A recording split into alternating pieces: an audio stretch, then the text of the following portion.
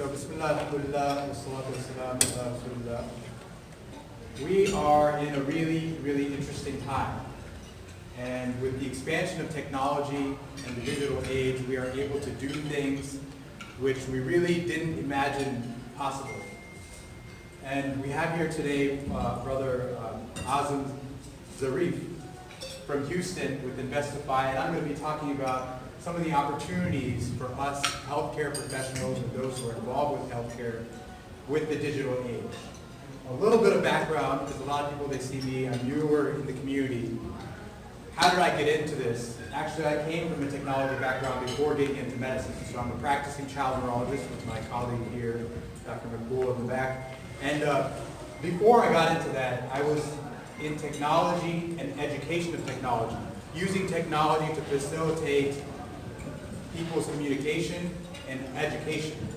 That was my first job as a high school student, involved with teaching programming languages, C++, Java, and then I got into one of those startup businesses at the beginning of the internet age. You know, we all remember AOL when it was kind of dial tone. You would have that fax machine going here. That's when the internet started off, and you see where it is now today. You can pull up the internet on your phone. You can pull it up on your watch, and you can start accessing the world just literally from your fingertips, from your wrist. So very fascinating age that we're in. And as the technology advances, we start to see so many industries being disrupted. So no longer is the largest books seller a bookstore, a physical bookstore. It's a digital bookstore. You have a digital marketplace for books, Amazon. No longer are newspapers and magazines just something physically that you hold, but you can get the news and information on your phone. No longer is the largest media company a media content production company, but actually a distribution center. Arguably, Facebook would be the largest media company the world has come to know. Same thing with the traveling industry, video rental, music, film, photography. The goal today is for me to talk about an opportunity for each and every one of us that's here. And that opportunity comes really from two standpoints. One is understanding the technology itself, and I'll be talking about the opportunity of blockchain and how does that fit into the digital age. And the other opportunity is from an investment standpoint, actually being able to put your time and, in some circumstances, your money to take advantage of this opportunity. The better you understand the technology, the better you can understand the investment opportunities that are there. And a lot of people have difficulty in understanding the technology, and that's where my expertise is, in the explanation and the actual conveying of what is this technology. What is blockchain? What is cryptocurrency? Why is there so much hype around it? Is it all speculation? Is it a bubble? How can we make a sense of it? How can we take advantage of it? So let's go deep into the technology, because the technology of blockchain is the foundation of what we hear in the news of Bitcoin and cryptocurrency. And it's disrupting multiple industries. It's disrupting the idea of what it is to be a currency. It's disrupting the concept of what it is to own an asset. It's disrupting the idea of a stock exchange. How can you start investing in companies, in startup ideas? It's disrupting the internet in general. So let me break that down for you. What I'm about to do is kind of similar to if you imagine yourself where you were in the 1990s and somebody tried to explain to you what is Uber. Your mind would be blown. Uber is a company that arguably, if you take Uber and Lyft and Careem, and I learned about in the Middle East, you take these companies all together and you say this is a taxi service, but they don't own any taxis. The idea of conceiving something like that, a company that is a taxi company, they transport people from one place to another, and yet they don't own any taxis, is kind of mind-blowing. And they're the largest service that does that. So similarly, I'm going to do something, I'm going to take you back to the beginnings of the technology and you have to kind of bear with me as you go on this journey to understand what is blockchain, what is cryptocurrency. Fundamentally, blockchain technology is something that is the next generation of the internet. What do I mean by that? Back in the 1950s, as long as telephones have been around, sending information across telephone wires, like a fax machine, was probably the earliest iteration of what it means to communicate between devices. So if you think about a fax machine, it's actually really profound. Rewind 200 years ago, the idea of a fax machine is pretty groundbreaking. You have this device that you can send a signal through a wire to another device. It receives that, interprets it, and then prints out something and is able to send a signal back and say, I received this properly. That's what a fax machine does. The internet, as the 1990s saw it, was basically like an advanced fax machine. Does anybody here use IRC? If you had not used IRC, you actually sent like little bits from one place to another place, and then you would have a page, and then and then come back, and then the next advancement to that was HTML. So IRC went to HTML, and then you started having everybody accessing websites and web pages that lived on servers. But essentially, the technology was pretty much the same thing. You're sending bits and packets of information from one device to another device, and that device is communicating back to you and saying, okay, you are interested in this information, let me give you that information. So you would have a web page pull up. That's what the internet is fundamentally. And it hasn't really changed much except for the distribution. So the internet went from, now you have a laptop connected to a telephone wire, and it's now connecting to a server somewhere else. Now you can have multiple servers. It's no longer through a telephone wire, it can be done wirelessly, and that communication is still one-to-one, or one person to a large server. Those servers can be multiple different places. And now that single computer can be a wireless device, it can be a mobile phone. So when you started to have the internet back in 2003 on your mobile device, that was groundbreaking, when you could send images and pictures, and then you could start downloading web pages. And now we take it all for granted. We have now devices in our homes that are connected to the internet. We have Google Home, we have Amazon's Alexa service.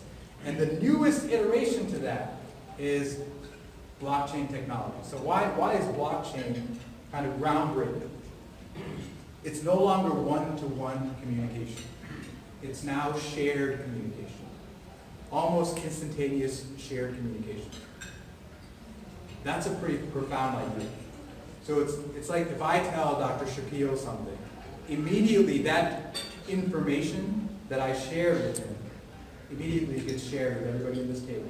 It's kind of interesting that we have here tables, because you could say each table is a node. So now I share something with this table. That communication then gets shared between all the tables. And so what does that do? That makes it very, very hard to corrupt information. Does anybody play the game telephone here, where I tell one person, the other person tells it to somebody else, and you keep transferring information? It's really easy for data to get corrupted that way, and for somebody to come in with malicious intent and destroy the data and say, oh, well, I'm just going to completely ruin the game for everybody. But if you have the information being simultaneously shared between all groups, then it's really hard to corrupt the data. And that in itself is very profound. So from a security standpoint, blockchain has some really profound implications. So what was initially seen as centralized, like really you make a transaction and that lives on one server. That information lives on one server. Now I'm saying that information lives with a number of people who all are unique and have their own characteristics. So it's decentralized.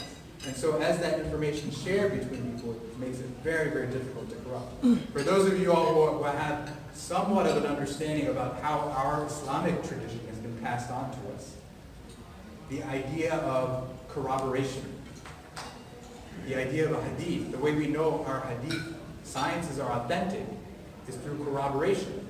That one person told another person, but they would tell a whole group of people. And so you know that information is verifiable because no massive group of people could come together to produce a lie.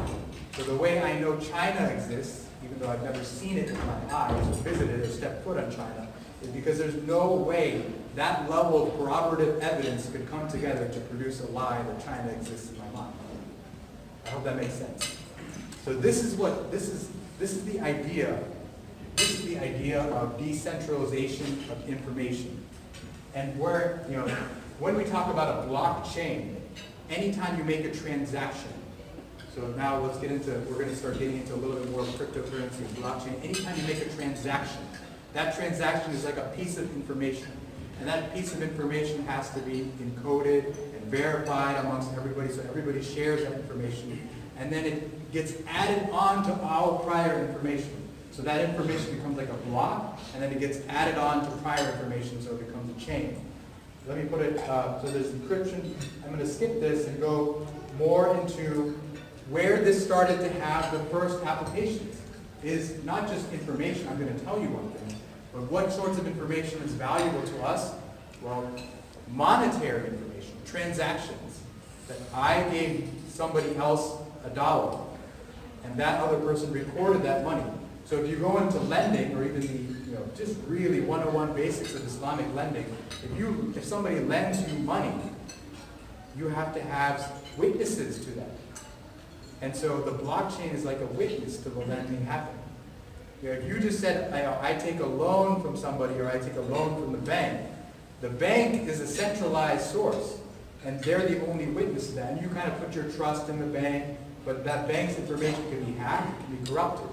But if you have 10 witnesses to that financial transaction, to that loan happening, or to a payment happening, it's really hard to corrupt that information. So that's where blockchain started to be applied at the initial stages. The idea of a financial ledger, recording that information so everybody would know that I lent, or I gave Azam money so that he could buy gas. Everybody here shares that information. So that information is shared on a blockchain. What I'm explaining now, I want to get an idea. I want to see a raise. Who has never heard of any of this stuff before? Can I see like some hands raised? One person? Up to this point, who 100% of this, they've heard everything I've said before? One other person? About 2 other people have heard of 100% of what I said. So, No, not before. never. Have not heard it before. Who's heard it all before? I want to get an idea. Where's it? I've heard numerous times, but it's not like you know everything. I don't. Yeah, but what I've explained, like 70% of what I've explained. But at least 50%. About 50% of what I've explained. Okay. So I think this is really important. The idea of information and corroboration behind the information, particularly financial information, being stored on a ledger. That's what this technology is built upon. And when you see the internet where it was in the 90s, it's just one person delivering a packet of information to another person, and that person delivering a packet of information back to the other person. Just that simple concept there, based on that building block, we can do all that we imagine right now on our phones. You can literally have Facebook, texting, you could do bank financial transactions, you could do so many things just on that one-to-one communication. Now what I'm saying is that this is no longer one-to-one communication, this is one-to decentralized plus corroboration of information. So you can imagine that's where we are right now, where the internet was in the 1990s or late 80s. This is where blockchain technology is now. And you can imagine the kinds of things that you can build on top of this with the understanding. So there's a numerous levels of applications that can be applied. So let's get into what is, the initial proof of concept of this blockchain idea. So you have a financial ledger, people making financial transactions. I've given Azam money, and that transaction of me giving Azam money gets recorded on a ledger. There has to be some incentive for you to be participating in this ledger. So the initial creators of Bitcoin, as a proof of concept of blockchain technology, created Bitcoin, the cryptocurrency Bitcoin. They said, if you're going to participate in the ledger, if you're going to be a node in the ledger, then you will get rewarded. You'll get rewarded in some coins. These coins are called Bitcoin.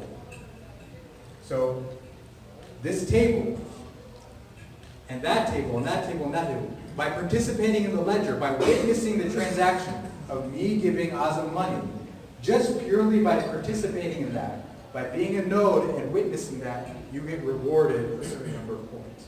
So each table then gets rewarded coins. Those coins are called Bitcoin. The nodes are essentially miners. They're miners of Bitcoin. Miners of Bitcoin are the nodes. They're the ones that are participating in the ledger. And so they get rewarded. And now what do you do with those coins? You can take those coins and make more transactions. So now it's somewhat difficult to participate in the ledger. There's a level of cryptography. So you have to solve certain mathematical equations. And by solving those equations, you can then be able to participate in the sharing of information. And when you're solving those equations, you get rewarded. So does a Bitcoin have value? This is really an interesting subject. So these digital assets, are they real? Are they tangible? Do they actually have value? It takes work to produce them.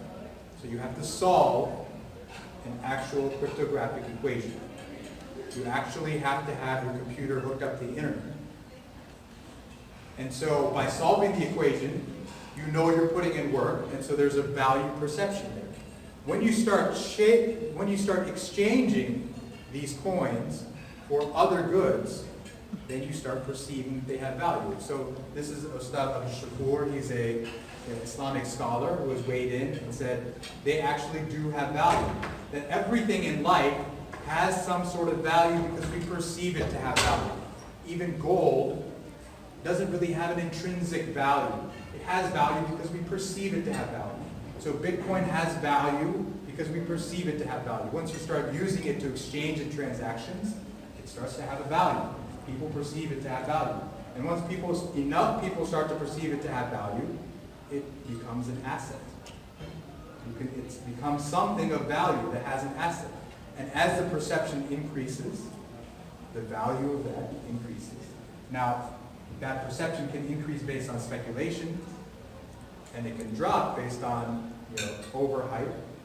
And that's important to recognize. But nonetheless, it's been so many years that people have perceived these digital assets to have value that it's very unlikely that the entire system will crash. Does the US dollar have value? It's considered a fiat currency. It's not backed by anything. It's just backed by the trust of the government. So the government has been around for enough years that it's very unlikely for the entire US government, and we would hope not, that it would crash. That happens in some countries. Somebody was telling me about Zimbabwe, where their economy is crashing because their fiat currency is losing its value. They're just printing the money. If the money can just be produced easily, it doesn't take any actual work, cryptographic work, or solving equations. Somebody can just get a paper and print it out, then it loses value. So it does indeed have value. You can send it, you can receive it, you can divide it.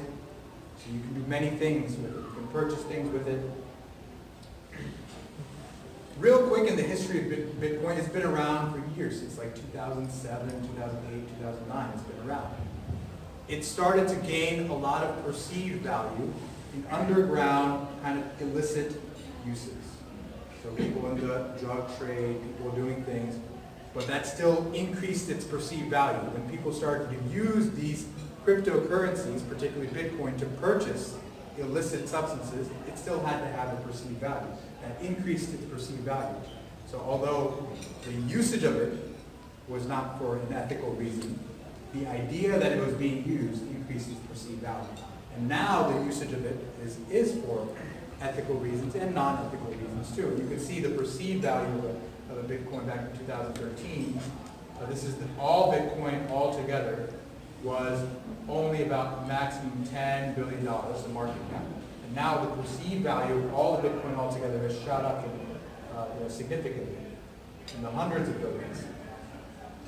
So there's an opportunity here, I talked about at the beginning, for healthcare professionals specifically, there's an opportunity to understand the technology, just as if you had a startup internet company in the early 2000s, if you had the opportunity to invest in that startup company or start implementing the startup company. Imagine, like, if you Google a health condition, you find Medscape. Imagine, like, you were able to invest in the Medscape, or you start up internet company. That would be advantageous to you 10, 15 years down the line. So I'm saying that the opportunities in blockchain is very similar to where it was in the early 2000s to the mid-90s. And so it's something to consider, not just from a investment standpoint of your time and energy, but also from a monetary standpoint too. This is just some of the hype behind Bitcoin. And people do think and say that just as the internet was about to, they thought, oh, the internet's just a bubble, it's going to collapse entirely. 2001 happened. Now you see where companies like Apple and Amazon are. You could also be in a situation like Netscape. Nobody's heard of Netscape anymore. Should include Jamie Dimon. What's that? You should include Jamie Dimon up there too. Oh, Jamie Dimon. Okay. So there's multiple currencies, multiple technologies that are happening that are implementing the idea of blockchain. These are some of them: Bitcoin, Ethereum, Ripple. And look at this market capitalization. So this is how much US dollar equivalency there is already in the market. $500 billion. $500 billion. And that's what Bitcoin was at 11,000. I mean, there was a point where Bitcoin had gone up almost close to $19,000.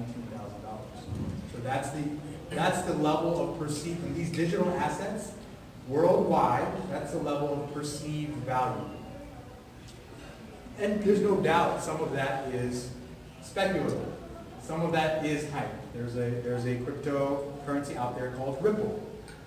Now, if the owner of Ripple has a market cap of all the Ripple coins that person owns, places him at $55 billion, is it really, does that make sense for this person to really be worth $55 billion?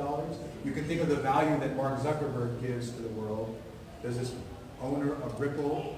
How many people here have heard of Ripple? 80% of people. How many people here heard of Ripple 12 months ago? How many people here heard of Facebook 12 months ago? And Mark Zuckerberg? Yeah, 80% of people. So you can imagine the value that Mark Zuckerberg has been giving to the world and how that's built his value, his assets, his asset collection. But then what about the owner of Ripple? Does it make sense for him within 12 months of nobody hearing him to somebody from the richest person in the world? There's got to be some hyper speculation behind that. But nonetheless, the opportunity is there because this technology is in its infancy. It's really, really going to start going up significantly. As I'm wrapping up, I'm just going to give you a glimpse of some of the medical applications. This is a company that I've been looking at for the past almost month now, and I spoke to my practice about. So we spoke about blockchain technology and its implications in communication. Medical Chain is a company that's based in the UK, and there's several healthcare-based applications to blockchain technology. This is a company that's basically saying that we want to give the health record to the individual. Right now, health records are owned by institutions. So if you work for UT Southwestern, you have your own emergency room clinic. The health record lives on your EHR, Epic, or EMDs, or the clinical work. It lives there and is owned by that institution. But the patient would feel like, that's my health record. I want to own it. I want to give and retract access to that health record as I see fit.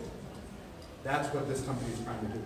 They're saying, I own the health record, and I want to give it to an individual and say, you're able for a time-restricted amount of time to be able to modify that health record, and then I will retract you access, no longer have access to it, but I own it, and then I want to give it to my pharmacist so they can see it, and then they can prescribe your medications. So this is one application of blockchain technology. where it's decentralizing the information and putting it back in the hands of the individual. So it's pretty powerful stuff. So to sum it up really, we're looking at blockchain technology as an opportunity for decentralized investing, to make payments easier. You know, I had a friend early 2017 who does international consulting work. And he was doing consulting work in Singapore. And so to go to Singapore, you know, he did the consulting work, but the people there, they didn't function in US dollars. So if he had to receive a payment, he would have to file taxes, he would have to say, okay, I'm going to wait for your bank to approve the financial transaction to come to my bank, and that may take 1 or 2 weeks, and then they'll eat a fee because of the coin transfer fees, and then I'm going to wait another week for them to say, oh yeah, we verified the purchase and get it, or even if you do it through Western Union or anything else, there's going to be a lot of fees involved. You know, for Bitcoin, you say, give me your digital wallet address. There's a really minimal transaction fee, which is debatable, but it happens nearly instantaneously within, that's the goal. There's still some hiccups, but that's the goal. So centralized investing versus decentralized investing. At the end of the day, there is some ethics involved with this too. You have to be able to, when you invest, you do things for ethical reasons. So now for the past month, I've been speaking to Brother Azam, who runs a company called Investofy. I'm going to have him come speak about his service. But because of the opportunities in this space, there are a lot of people doing it for non-ethical reasons or reasons that don't fit within our ethical paradigm. So for example, there was a company, a gaming company. Now this gaming company is using blockchain technology to decentralize gaming. And maybe you all have kids or play video games. You get points in these games, and with those points, you can then purchase new items. So that they were going to do something similar to that. And they already have a huge attraction internationally. But then they were starting to get into gambling. And so that might not be as ethical for many people who are interested in it. And so initially, it was a good opportunity for investment. And then later, it became not so good of an opportunity from the ethical standpoint. We don't have the time as healthcare professionals to sit there and research all these opportunities. We can take advantage of it, but we can't sit there and go in depth and research it and to figure out, does it make sense ethically? Does it make sense financially? So this is where understanding that there's an opportunity, but then looking at other resources like Investofy. And I want to invite Brother Azam to just come up and go forward with his presentation. And we'll just kind of take some questions more towards the end. Thank you.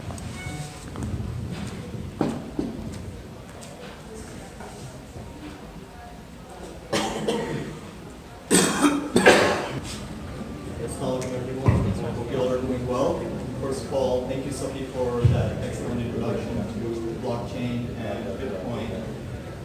I know there might be a lot of questions that you guys have at this point about blockchain, and I assure you that it takes more than one presentation to learn about it.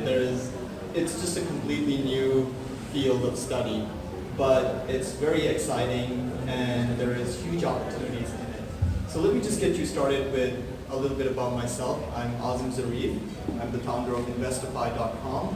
What we are essentially is a platform where we provide you trading alerts or investment advice on what stocks and cryptocurrencies to purchase that meet certain ethical criteria and socially responsible criteria. So let's get started here. All right. Everything starts in Texas. I'm originally from Houston, and that's where this began. My history is that I worked in energy trading for BP, and that's where my fascination with trading came. I literally have 6 monitor screens in one of my rooms at my home. So that's that. But when I did that, when I was on the trading floor at BP, that's where I started to get really into other forms of assets and investments, such as Forex and options trading, just because I saw huge opportunities in those. And with that came leverage. So studying leverage trading was that I was then dealing with certain assets, certain forms of investing that are not necessarily permissible in Islam, because let's just understand what Sophie had said earlier, that what is dollar backed by? Nothing. It's backed by trust and debt. So how can I be investing in that from an ethical perspective? It took me a while, but I got out of it. All right, and same thing went with options trading as well. So why Investofy? What led to its creation? Because of the knowledge that I learned at BP in energy trading and trading Forex and options trading, I realized that the same algorithms could be used on the stock market, but from a more ethical point of view. So what I did was I reached out to Joe Bradford. He's big on Islamic finance. He's consulted a lot of mutual funds internationally. And I told him, listen, I actually create algorithms, and I believe that there's an opportunity that maybe we can use these algorithms for more ethical investing. And that's where we got started with Investofy. The other thing was that I ran into individuals, my friends, that were interested in investing in the stock market, but they didn't know how to get started. A lot of people are fine with giving their investments to a money manager or put it into an IRA, 401k, and let that grow for them. But some people want it to be more hands-on, to truly understand what's going on, what they're investing in, and if any of the stocks that they're investing in meet those criteria. So that's how Investofy was born. Just to show you something, that the idea behind Investofy is to invest in ethically and socially responsible companies. So a few of the parameters for that is, number one, you look at the industry, right? If it's an industry that's harming individuals or harming the environment, we try to get away from that, whether it's coal, whether it's fracking, whether it's defense, we try to steer away from that. Secondly, we also look at the fundamentals of a company. If the fundamentals are strong, if the company's balance sheet is strong with very little debt, that meets the international board's criteria of what could be considered ethical, then we move forward with that. And the third thing is the management. Is the management solid? Are these individuals that know what they're doing? And what you can see here is a chart of the socially responsible index that's available in the market. And over the past 25 years, it has beaten S&P 500. So the idea that comes to our mind is if we are investing in something that's green, that's ethical, that may mean that we might not make good returns in it. On the contrary, the record speaks for itself. And that's what I was curious about, and I wanted to launch Investofy in, was can I get those kind of returns for individuals on it and see what can happen. So what do? Again, we do all the market research. We are going into the nitty-gritty details of these companies. What are their fundamentals? What are their technical criteria? Are they at a point that they should be purchased? Or do we believe that these companies are going to continue going down the road and maybe even file for bankruptcy, right? And then comes the part where it's so important to have individuals on your team that have the background in Islamic finance, such as our partner and advisor, Joe Bradford, who actually, once all the research is done, we send out to him the stocks and we're like, can you please take a look at these? Do these meet, even though in our opinion, they are meeting these ethical criteria, but there might be some of the more nitpicky standards that might not be meeting. Can you just make sure that that's happening? That are these pure and clean for us to go ahead and send as trade alerts to our clients? And once that is done, we move forward. And that's how it's really done. We've done our research, we've made sure they've been vetted, and then an alert is sent to our clients on their phone. We don't manage funds. Again, we just send you the alerts. Whether you take those or not, or you just keep those as a, just for your recognition of what the portfolio is doing, if you have those kind of stocks in your portfolio, great, right? So, but we don't personally manage funds. We're just providing educational advice. That's it, on investments. So just something very small. Again, we started around 9 months ago, last April. The whole purpose for me was, can we create it in such a way? Can we use algorithms? Can we use the fundamentals to see what kind of returns can we provide? And alhamdulillah, in the last 9 months, we have actually made over 30% return. And this is just the past 3 months to show a small comparison, right? On the right, we made over 18% return on the market. And yes, understood that the market is bullish, so that's a pretty decent return. But we compare to the S&P 500, which has given 9.5% return. Now, the reason why I show this is that it shows you value. And when you're bringing all that information together, when you're collecting all that data together, and then making a judgment call, that perhaps the fact is, if you have investments in a company that is innovative, that cares for individuals and the environment, that has very strong financials and fundamentals, a strong balance sheet, and then it's showing you, hey, there's potential for this stock to move up over a certain period of time or in the long run, the probability of success goes high, but not just high, it beats the market in this case.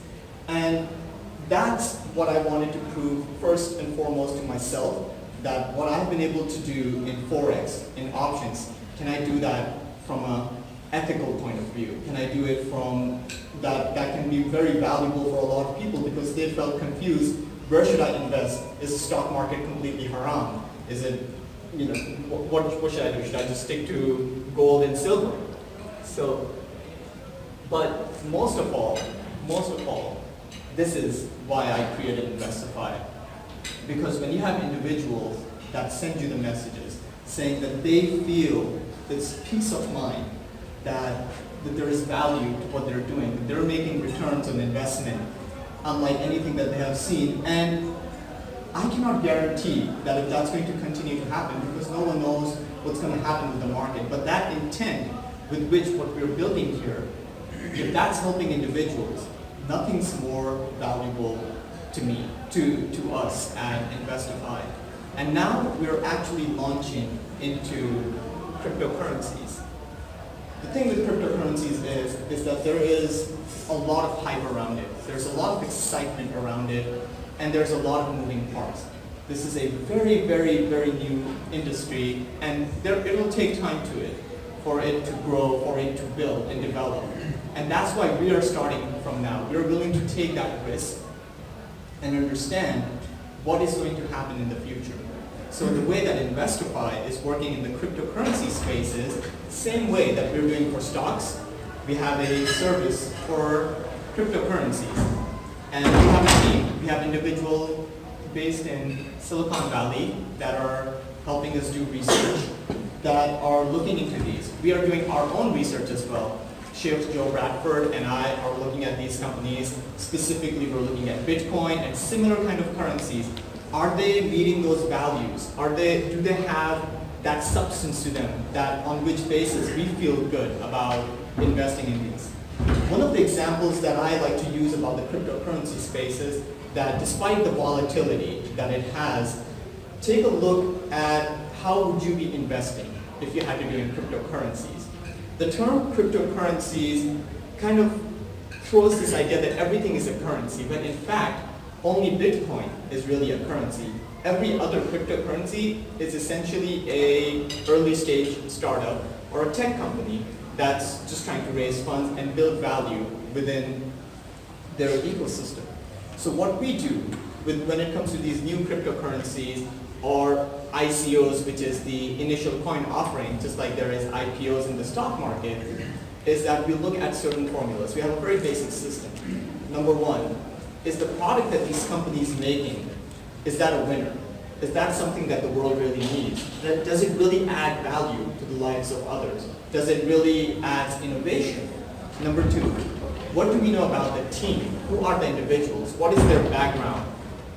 Do they have a development team that actually knows what they're doing, or are they completely fluff? Because the fact is, in the cryptocurrency market, there are a lot of scammers because there is an opportunity to make a lot of money. So we do that. And number 3 is that on these bases, do they meet those ethical standards that we're looking for? One of the companies that we were investing in early on was Tron, a gaming company that Sophie brought up. And the thing with Tron was, it seemed like a great idea, what they wanted to do for the gaming community, which is a very well-established community across the globe. But the moment we found out that they were going to be adding gambling aspect to raise funds and build software for that, we were out. Because that is something that does not meet our standards. We don't want that. And within banking, what we're doing is we are reaching out to CEOs, head of operations, head of development teams at these cryptocurrencies and asking them directly, what is your company about? What is it about? Do we get a good feeling about the teams? For instance, there is a tech company that is creating a new kind of banking system along the ways of blockchain. And I was personally really interested in investing in that until we realized that in that banking system, the way that they will be generating revenues, or one of the streams of revenues, is through lending using blockchain technology. Now, in that the issue comes is that they will be making money off of interest. So we backed out of that. What cryptocurrencies is doing is that it's on a social scale, there's a lot of technologies coming that is going to decentralize or make it easy for us all to be in this sharing economy. And as Sophie said, there are plenty of healthcare opportunities that are coming in this, but that is just the beginning. It's going to radically change, this technology is going to change every industry as we know it, and very quickly. And when we look at this $500 billion market cap, what we need to understand is that that is literally the tip of the iceberg. A lot of these companies are probably not going to be around in 2 years. Some might survive. And our goal is to find those companies and invest very small amounts in each one of those for the long term. Because if a $1,000 investment today, imagine doing that in Bitcoin in 2010, that would be worth well over a few $100 million today. So that kind of a mindset is what we take. We take a long-term approach again, and our goal is to help demystify this industry and as well help individuals that want something more stable, such as the stock market.